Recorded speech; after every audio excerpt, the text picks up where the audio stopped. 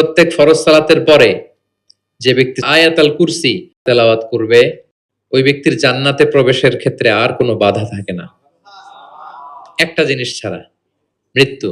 লোকটা মরে না তাই জান্নাতে যায় না, মরলেই জান্নাতি। প্রত্যেক ফরজ সালাতের পরেই আপনারা পড়বেন, যারা পড়েন কন্টিনিউ করবেন, আর যারা পড়েন না মনে রাখবেন, নোটে রাখেন, যেটা আমরা রেগুলার ওয়াজিফা বানাবো। ইট শুড বি রেগুলার ওয়াজিফা। আল্লাহ রাসূল সাল্লাল্লাহু আলাইহি সাল্লাম তিনি বলেছেন যে 7 কেরাতের যেটা দিয়ে সহজ লাগে সেটা দিয়ে তেলাওয়াত করতে পারবো, মানে ফ্লেক্সিবিলিটি আছে।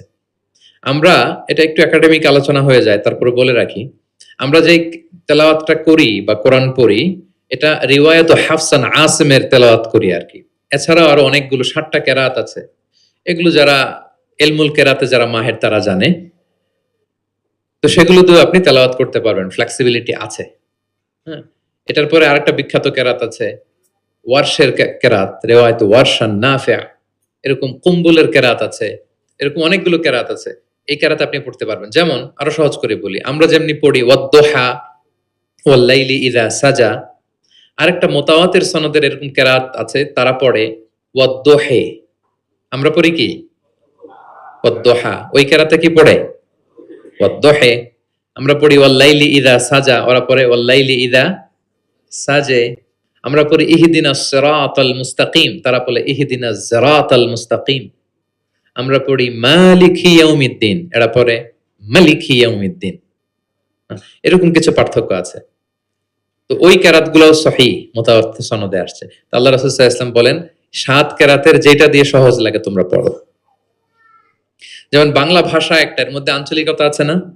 নোয়াখালীর এরাও বাংলা বলে কিন্তু একটু ভিন্ন, সিলেটের ভাইরা একটু ভিন্ন, চট্টগ্রামের এরা বাংলাইতে বলে নাকি? চট্টগ্রামের লোকেরা কোন ভাষায় কথা বলে? ফার্সিতে? বাংলা, কিন্তু আপনি হয়তো বুঝবেন না, এমন এমন শব্দ আপনি বুঝবেন না, কিন্তু তারা প্রত্যেকেই বাংলা বলে। তো একই আরবির মধ্যেও অনেক আঞ্চলিকতা আছে। এই 7টা আঞ্চলিকতায় কোরআন নাজিল হয়েছে। রাসূল সাল্লাল্লাহু আলাইহি ওয়াসাল্লাম বলেন যেটা সহজ লাগে পড়ো। একবার হিশাম বিন হাকিম বিন হিজাম উনি একবার সূরা ফুরকান পড়তেছেন এমন একটা কেরাতে, যেই কেরাত ওমর রাদিয়াল্লাহু তাআলা আনহু শোনেন নাই। উনি তো আবার খুব রাগী ছিলেন, ইসলামের কোন রুল ভায়োলেট হয়েছে দেখলে তাৎক্ষণিক অ্যাকশন নিতেন, ডাইরেক্ট অ্যাকশন নিতেন। তো উনি ভাবছে যে কোরআনকে বোধহয় সে বিকৃত করে পড়ছে, এই কেরাতটা ওনার আবার জানা ছিল না। উনি ধরে চাদর ধরে টেনে হিচড়ে রাসূল সাল্লাল্লাহু আলাইহি ওয়াসাল্লামের কাছে নিয়ে আসছে, বলছে ইয়া রাসূলুল্লাহ দেখেন কিভাবে কোরআনকে বিকৃত করে। আল্লাহ রাসূল সাল্লাল্লাহু আলাইহি ওয়াসাল্লাম বললেন ওমর শান্ত হও, আগে তাকে ছাড়ো। ওমর রাদিয়াল্লাহু তাআলা ছাড়লেন। রাসূল সাল্লাল্লাহু আলাইহি ওয়াসাল্লাম বললেন আরসিলহু ইকরা, এই ওমর রাখো, ছাড়ো, আচ্ছা পড়ো কিভাবে পড়ছো। তো হিশাম বিন হাকিম বিন হিজাম তেলাওয়াত করে শোনালেন সূরা ফুরকান। রাসূল সাল্লাল্লাহু আলাইহি ওয়াসাল্লাম বললেন হাকাযা উনসিলাত, কোরআন তো এভাবেও নাজিল হয়েছে। আচ্ছা ওমর তুমি কিভাবে জানো? ওমর রাদিয়াল্লাহু তাআলা বললেন ইয়া রাসূল আপনি তো আমাদেরকে এইভাবে শিখিয়েছেন। তখন রাসূল সাল্লাল্লাহু আলাইহি ওয়াসাল্লাম বললেন ওয়া হাকাযা উনসিলাত, এভাবেও নাজিল হয়েছে। উনজিলাল কুরআনু আলা সাবআতি আহরুফ, আরবি ভাষা 7টা ডায়ালেক্টে, 7 ডায়ালেক্টে কোরআন নাজিল হয়েছে। ফাকরাউ মা তায়াসসারা মিন, যেটা দিয়ে সহজ লাগে। ওয়া দুহা পড়লেও হবে, দোহে পড়লেও হবে, হ্যাঁ সবটাই পড়তে পারবেন, দোহাও হবে দোহেও হবে। আল্লাহ রাসূল সাল্লাল্লাহু আলাইহি ওয়াসাল্লাম অন্যকে কোরআন তেলাওয়াত শোনাতেন। উবাই ইবনে কাব রাদিয়াল্লাহু তাআলা আনহুকে বললেন ইন্নাল্লাহা আমারানি আন আকরা আলাইকাল কুরআন, হে উবাই আল্লাহ তাআলা আমাকে আদেশ করেছেন আমি নবী যেন তোমার কাছে কোরআন শোনাই। উবাই ইবনে কাব বললেন আল্লাহু সাম্মানি, নবীজি আপনি বলেন কি আল্লাহ আমার নাম ধরে বলছে? মানে খুশিতে বাকবাকুম, আনন্দে আত্মহারা, শিহরিত, ইয়া রাসূলুল্লাহ আমি উবাইয়ের নামটা ধরে আল্লাহ বলছেন? আল্লাহ রাসূল সাল্লাল্লাহু আলাইহি ওয়াসাল্লাম বললেন নাম, তোমার নাম ধরে বলেছেন। আল্লাহ তাআলা আমাকে বলেছেন আমি যেন সূরা বাইকিনা লাম ইয়াকুনিল লাযিনা কাফারু, এই সূরাটা যেন আমি তোমার সামনে শোনাই। ফাযারাফাত আইনাহু, তিনি কাঁদতে আরম্ভ করলেন শুনে, কারণ ওনার নাম ধরে যদি আল্লাহ তাআলা বলেন এটা ওনার জন্য কত বড় প্রেস্টিজিয়াস এবং সৌভাগ্যের একটা ব্যাপার। তাহলে অন্যকে কোরআন শোনাতেন। আচ্ছা, আবার আল্লাহ রাসূল সাল্লাল্লাহু আলাইহি ওয়াসাল্লাম মাঝে মাঝে অন্যদের থেকে শুনতেন, অন্যের কণ্ঠে কোরআন শোনারও একটা আনন্দ আছে, কি বলেন? ইবনে মাসউদ রাদিয়াল্লাহু তাআলা আনহুকে একবার বললেন ইকরা, ইবনে মাসউদ একটু কোরআন তেলাওয়াত করো তো। তো তিনি বললেন আকরা ওয়া আলাইকা উনজিল, হে নবী আপনার সামনে দাঁড়িয়ে আমি এত বড় স্পর্ধা আমি তেলাওয়াত করব, আপনার উপর আকাশ থেকে কোরআন নাজিল হয়। আল্লাহ রাসূল সাল্লাল্লাহু আলাইহি ওয়াসাল্লাম বলেন ইন্নী উহিব্বু আন আসমাআহু মিন গায়রি, আমি তোমাদেরকে শোনাতে যেমনি পছন্দ করি তোমাদের থেকে শুনতেও পছন্দ করি। তিনি সূরা নিসা তেলাওয়াত করে শোনালেন। কেন শুনলেন? আব্দুল্লাহ ইবনে মাসউদের থেকে, কারণ আল্লাহ রাসূল সাল্লাল্লাহু আলাইহি সাল্লাম টার্গেট করেছিলেন যে আব্দুল্লাহ ইবনে মাসউদ এই উম্মার কোরআনের টিচার হবে। কি হবে? মানে যার যেদিকে মেধা, আল্লাহ রাসূল সাল্লাল্লাহু আলাইহি ওয়াসাল্লাম ওই প্রতিভা ওইদিকে কাজে লাগাতেন। যার যেদিকে মেধা, এই যে বললাম হুযায়ফা ইবনুল ইয়ামান গোয়েন্দা বিভাগের প্রধান, কেন জানেন? তার এই দিকে আগ্রহ বেশি। মুআদ ইবনে জাবাল, উনি মদিনা রাষ্ট্রের সিনিয়র আমলা ছিলেন, প্রশাসনিক কাজ ভালো বুঝতেন।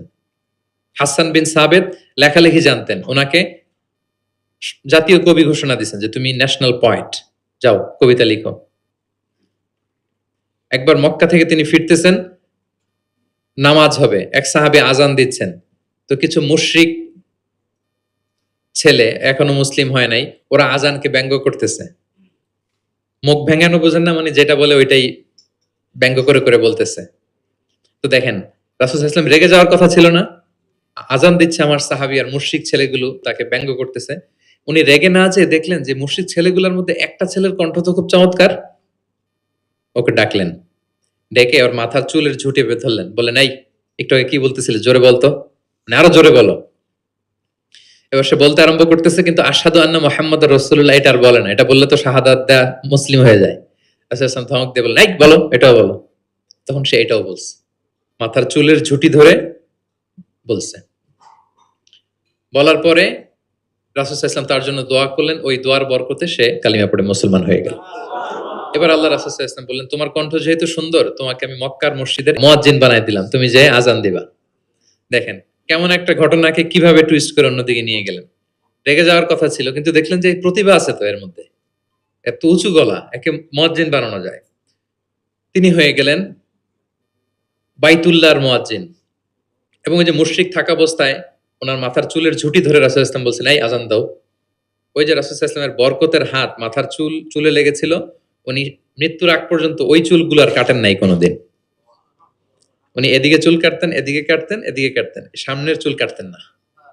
যখন জিজ্ঞেস করা হতো আপনি এরকম হেয়ার কাট কেন আপনার, বলতেছে আমি মুশরিক অবস্থায় আমার প্রিয় নবীজি আমার মাথার চুলের ঝুঁটি ধরে আমাকে আজানের তালিম দিয়েছিলেন, ওনার বরকতময় হাতের ছোঁয়া আমার এই চুলে লেগেছে, আমি চাই এই চুলগুলো সাথে নিয়ে আমি কবরে যাব। এবং ওই চুলগুলোর সাথেই ওনাকে কবর দেয়া হয়েছে। ওই চুলগুলোকে উনি পেঁচিয়ে একটা পাগড়ির মতো করে, বড় হয়ে গেছে তো অনেক, এটা পেঁচিয়ে পাগড়ির মতো করতেন, এরপরে উনি টারবান পড়তেন, পাগড়ি পড়তেন।